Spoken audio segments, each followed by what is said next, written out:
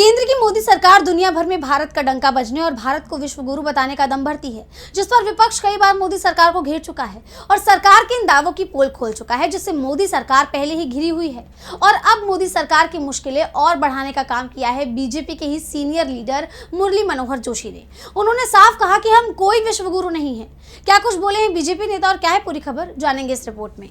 केंद्र की मोदी सरकार अक्सर भारत के विश्व गुरु होने का दावा करती है, जिस पर विपक्ष मोदी सरकार को कई बार घेर चुका है और सरकार के इन दावों को खोखला बता चुका है।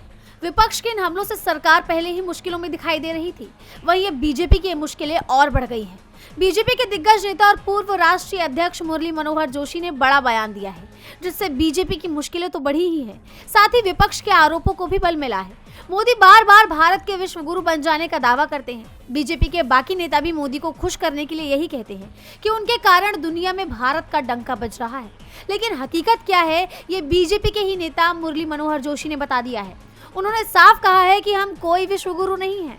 अब ये जो सवाल है कि हम विश्व गुरु, इसको मैं आजकल मानता हूँ ये शब्द हमें नहीं बोलना चाहिए। हम विश्व गुरु आजकल नहीं है। विश्व गुरु होना चाहिए, विश्व गुरु कभी थे, मगर आज हम हैं ऐसा नहीं है। बीजेपी नेता के इस बयान से सियासत गर्मा गई है। माना जा रहा है कि पूर्व बीजेपी अध्यक्ष ने मोदी सरकार की तो पोल खोली थी, साथ ही विपक्ष को बैठे बिठाए सरकार को घेरने का बड़ा मौका भी दे दिया।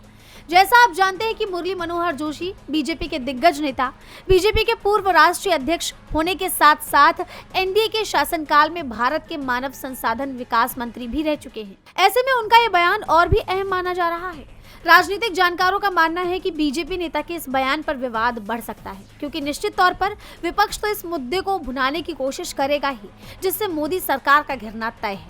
और अब इस मामले पर आगे क्या होता है ये देखने वाली बात होगी। डीबी लाइव की रिपोर्ट।